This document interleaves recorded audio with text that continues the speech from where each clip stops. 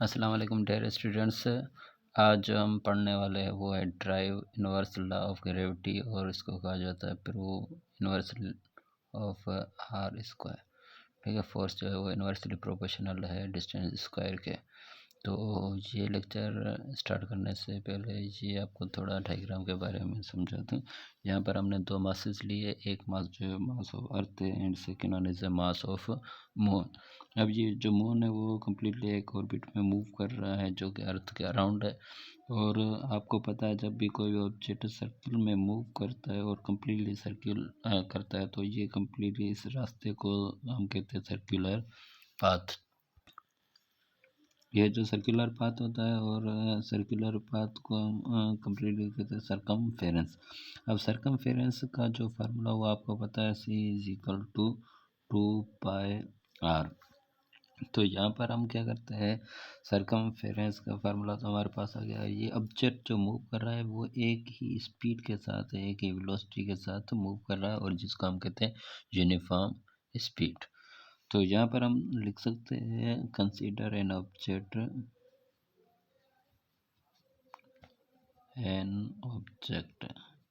Moving with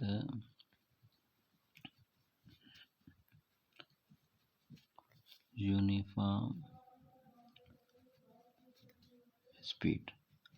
uniform speed के साथ ये ऑब्जेक्ट मूव कर रहा है, और हमें पता है स्पीड का जो फार्मूला होता है वो is equal to distance per unit of time. ठीक है, और यहाँ पर जो हम टाइम लेते हैं तो कम्प्लीटली ये सर्किल में मूव कर रहा है, और एक मतलब कि एक राउंड कम्प्लीटली कर दिया, एक ऑसिलेशन जैसे, उसको हम कहते हैं टाइम पीरियड। और हमेशा टाइम पीरियड को हम कैपिटल टी से रिप्रेजेंट करते हैं। और ये डिस्टेंस जो कम्प्लीटली एक सर्किल में कम्प्लीट करता है तो उसको हम सरकमफेरेंस करते हैं, और सरकमफेरेंस जो है वो बराबर है हमारे पास 2πr के।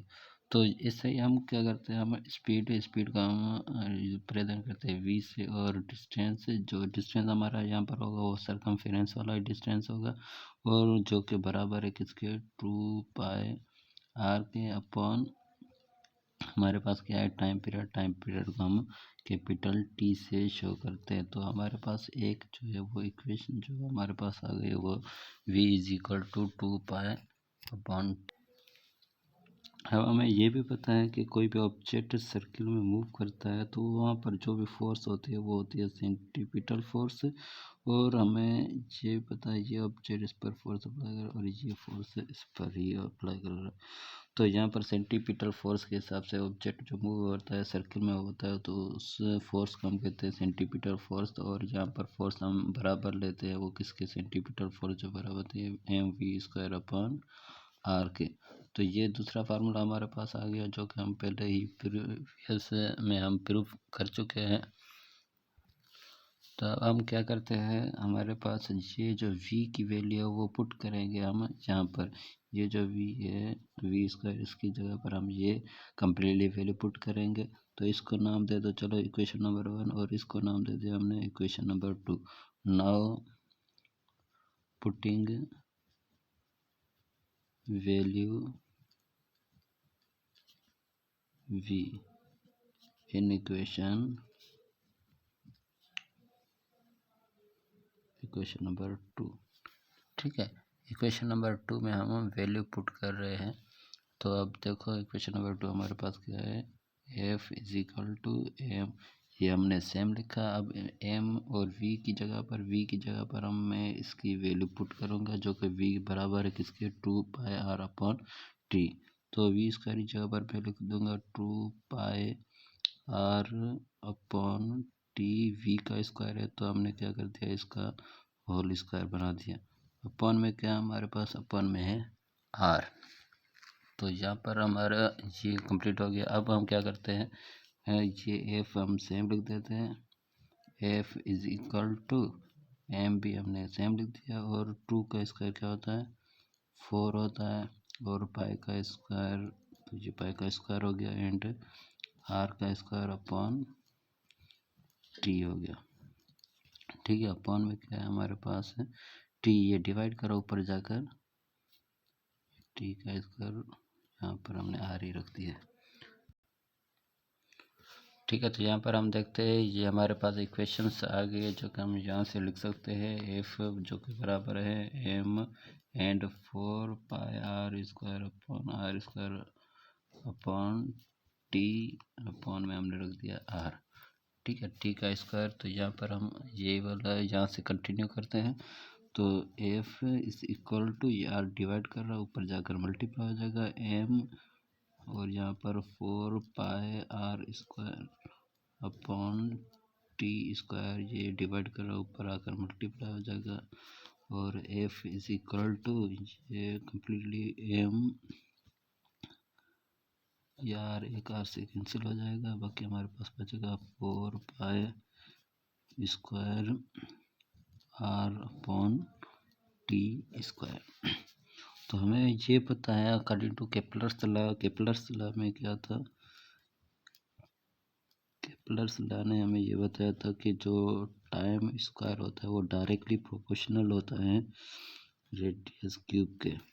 रेडियस क्यूब के केपलर्स लॉ के मुताबिक जो होता है time square is directly proportional to the radius cube. तो यहाँ पर ये इक्वेशन प्रूव करनी है तो डायरेक्टली प्रोपोर्शनल को हम हमेशा रिमूव करते हैं, तो is equal to constant use करते हैं और केपलर्स का जो कॉन्स्टेंट है वो के है और आर स्क्वायर हमने सेम रख दिया। तो आर स्क्वायर यहाँ पर मल्टीप्लाई कर रहा है, सॉरी आर क्यूब है, आर क्यूब यहाँ पर मल्टीप्लाई हो रहा है तो इस साइड आकर क्या हो जाएगा, डिवाइड हो जाएगा। तो T square upon R cube is equal to K. ठीक है, this is called the Kepler's constant. ठीक है, अगर इसका रेसिप्रोकल करना है तो हम क्या करेंगे, इसको नीचे कुछ नहीं है तो 1 है तो ऊपर आकर ये क्या हो जाएगा 1 अपॉन के इज इक्वल टू, और आर नीचे है ऊपर आ जाएगा आर क्यूब अपॉन टी ऊपर है तो ये डाउनवर्ड आ जाएगा। ठीक है, तो ये हमारे पास हो गया इनवर्स ऑफ द केपलर्स। तो अब हम क्या करते हैं, ये यहाँ तक हमने प्रूफ कर लिया। तो हमारे पास अब क्या है, यहाँ पर हमें आर क्यूब है यहाँ पर हमें लाना है। तो हम क्या करेंगे, यहाँ पर डिवाइडिंग का एंड मल्टीप्लाई करेंगे आर को बोथ साइड। यहाँ पर तो हमारे पास टी स्क्वायर है लेकिन यहाँ पर आर क्यूब नहीं है, तो हम क्या करते हैं F is equal to by divided और मल्टीप्लाइड आर स्क्वायर। ठीक है, डिवाइड और मल्टीप्लाई करेंगे हम आर स्क्वायर के साथ। तो हमारे पास एफ इजिकल टू, इसको हम डायरेक्टली लिख देते हैं हम pi square R upon T square, multiply भी हम आर स्क्वायर से करें और डिवाइड भी आर स्क्वायर से करेंगे। तो एफ इजिकल टू आर को मल्टीप्लाई करो तो आर क्यूब हो जाएगा 4m pi R cube upon T square multiply 1 upon, यहाँ पर कुछ नहीं बचा तो 1 अपॉन आर स्क्वायर लिख दिया। तो अब हम क्या करते हैं, अब एफ इज इक्वल टू, ये हमें पता है कम्प्लीटली टर्म्स जो है वो बराबर है रेसिप्रोकल ऑफ एक्स के। तो F is equal to 4m pi square, ये कम्प्लीटली किसके बराबर है 1 upon K multiply by 1 upon R square. तो यहाँ तक तो बहुत ही आसान था, समझ लिया।